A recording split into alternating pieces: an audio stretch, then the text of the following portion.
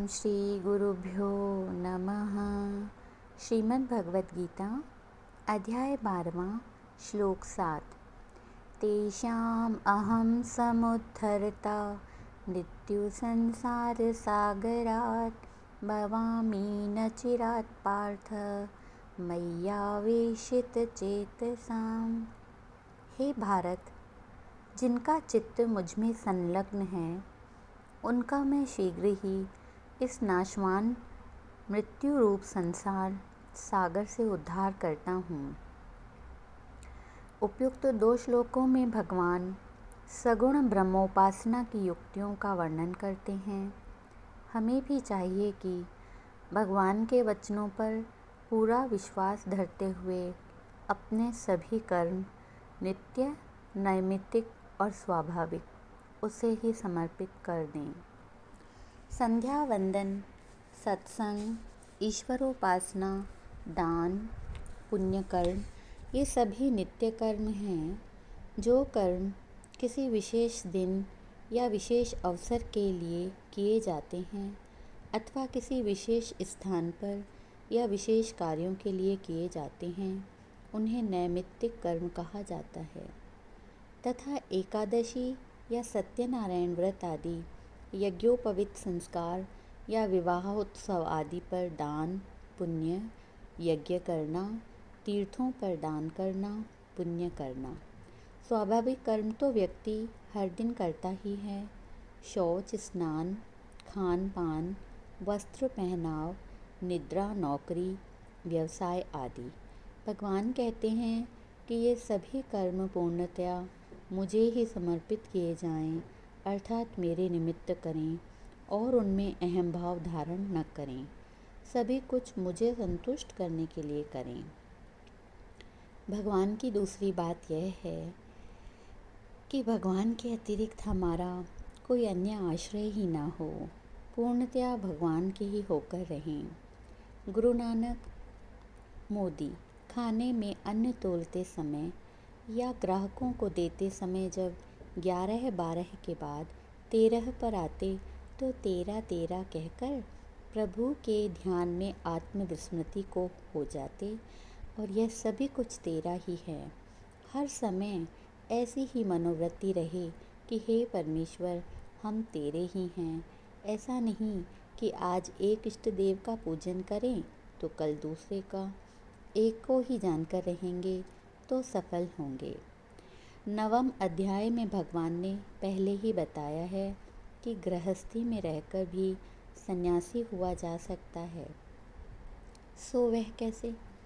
रात दिन जो कुछ भी किया जाए, खाना पीना, सोना, दान पुण्य, सेवा पूजा, खेलकूद करना, पढ़ना लिखना, अर्थात सभी कुछ परमेश्वर के ही निमित्त किया जाए, उसे ही समर्पित किया जाए।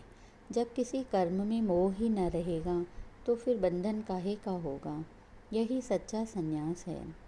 यदि हम सभी कार्य परमेश्वर के सेवक या प्रतिनिधि बनकर अथवा प्रबंधक बनकर करेंगे तो हमें कोई फल नहीं मिलेगा और हम जन्म मरण के बंधन से मुक्त हो जाएंगे।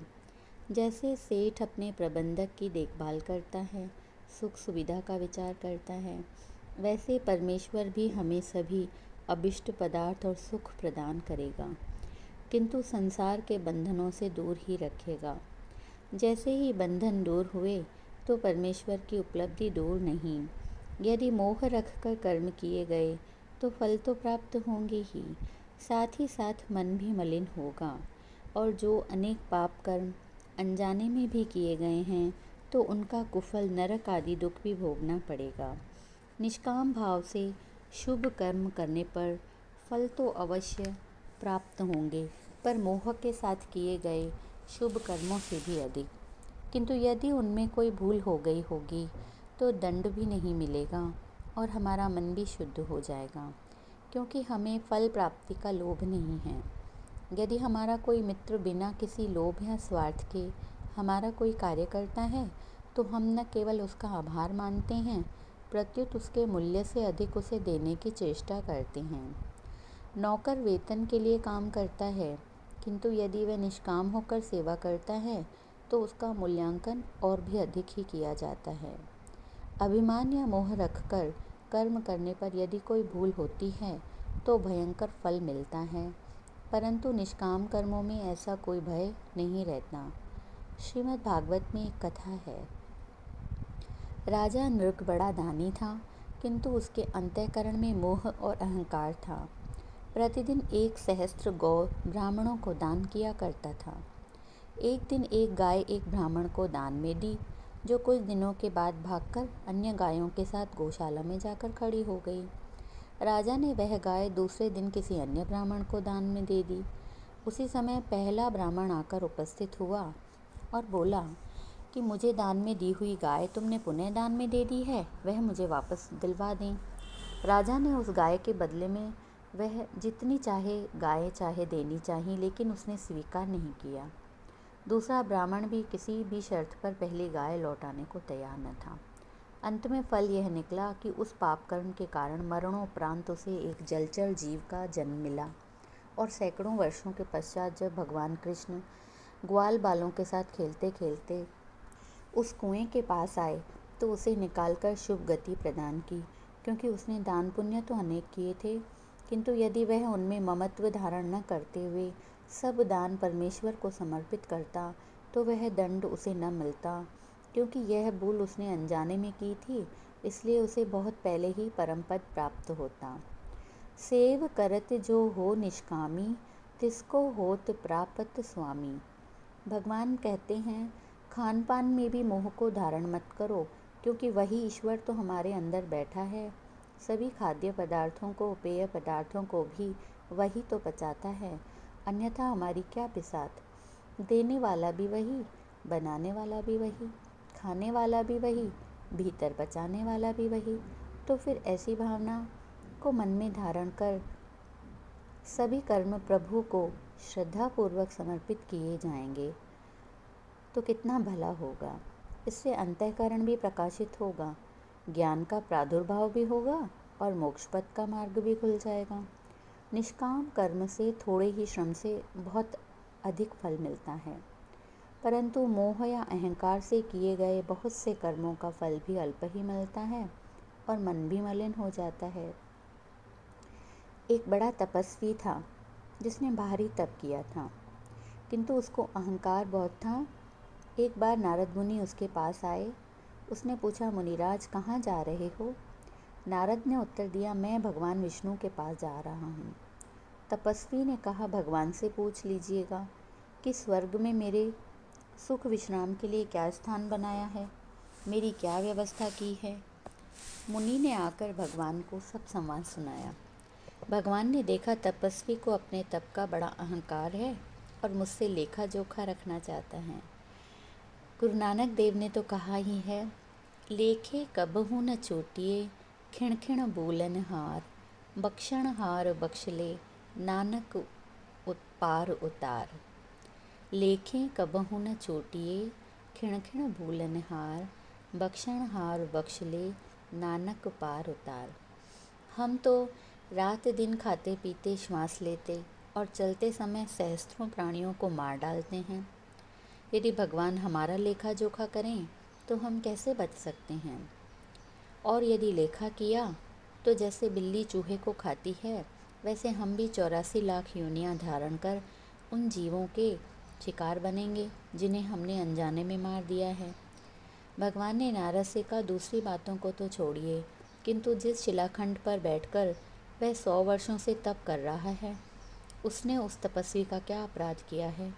अतः 100 वर्षों तक वह भी पत्थर बनेगा और वह शिलाखंड उसके ऊपर बैठेगा। अधिक लेखा बाद में होगा। नारद ने आकर संपूर्ण वृत्तांत सुनाया।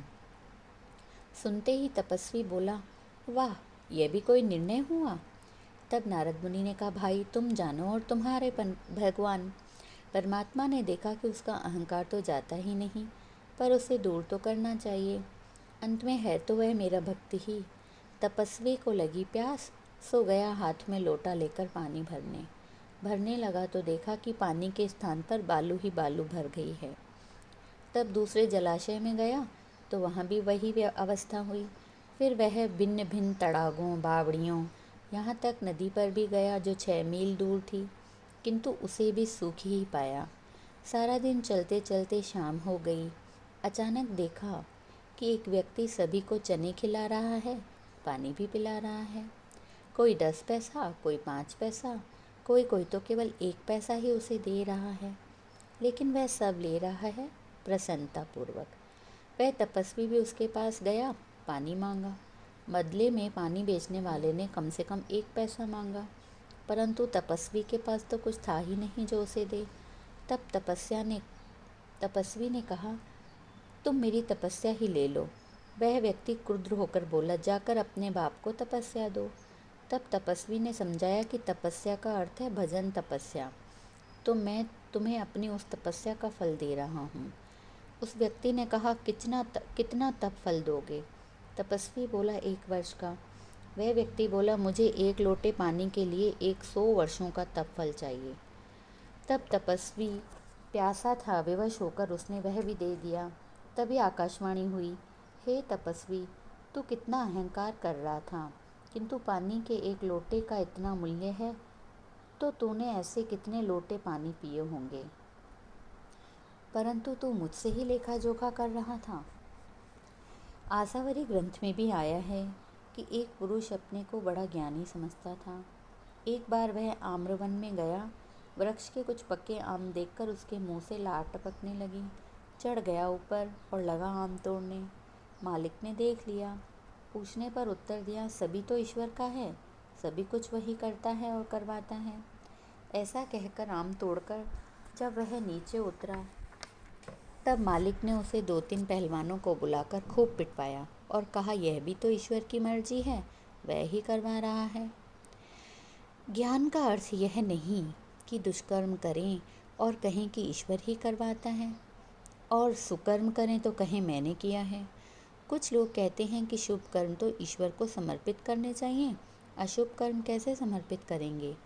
किंतु ऐसी निष्काम वृत्ति वाला व्यक्ति दुष्कर्म करेगा ही क्यों?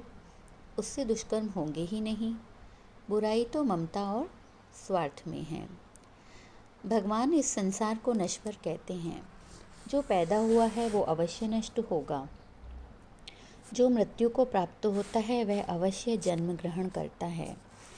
वेदों के अनुसार यह सृष्टि का नियम है। उस मृत्यु से त्राण पाने का एकमात्र उपाय है कि ईश्वर की शरण गही जाए, अन्यथा मृत्यु रूपी बिलाव हम चूहे रूपी मानवों को खा जाएगा। शास्त्रों में कथा है कि एक कपोत अत्यंत ऊंचे स्थान पर बैठकर वायु सेवन कर रहा था। अचानक उसने ऊपर देखा कि यमराज जा रहा है। उसे देखकर यमराज हंस पड़ा। कपोत ने सोचा, मेरा मरण निश्चित है, इसलिए यमराज हंसा। कपोत सीधा उड़कर पहुंचा पक्षीराज गरुड़ के पास। पक्षीराज बोला, कहो कैसे आना हुआ? कपोत बोला, स्वामी, एक तो आप हमारे राजा हैं, दूसरे घनिष्ठ मित्र।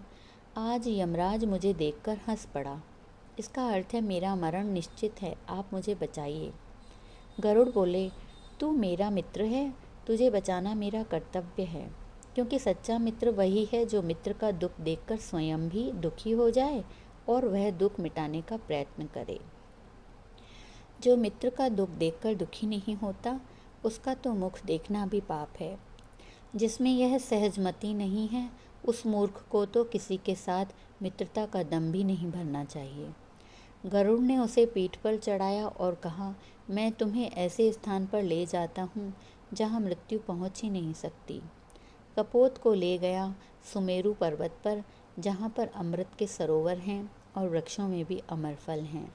उससे बोला, इस गुहा के भीतर चला जा। भीतर अमृत के जलाशय और फल फूल हैं, उन्हें खाते रहना। मैं भी थोड़े थोड़े समय के पश्चात तेरी देखभाल करने आ। ऐसा कहकर वह लौट रहा था कि बीच में उसे यमराज मिल गया। पूछने पर बताया कि मैं इस काम से आया था, और उससे कहा, सारे संसार के जीवों का तो तू भक्षण करता ही है। यदि मेरे इस मित्र को नहीं खाया तो क्या तेरा पेट नहीं भरेगा? यमराज बोले, भाई, मैं तो कपोत को देखकर इसलिए हंसा क्योंकि उस समय मुझे याद आया कि विधाता ने लिखा है कि आज ही के दिन उस कपोत को सुमेरु पर्वत की गुफा में जो बिलाव बैठा है खा जाएगा। मैंने सोचा, यह कैसे संभव होगा? कपोत तो सुमेरु पर्वत से सहस्त्रों योजन दूर बैठा है। गरुड़ बोला, अरे मैं तो उसे उसी गुहा में छोड़कर आया हूँ।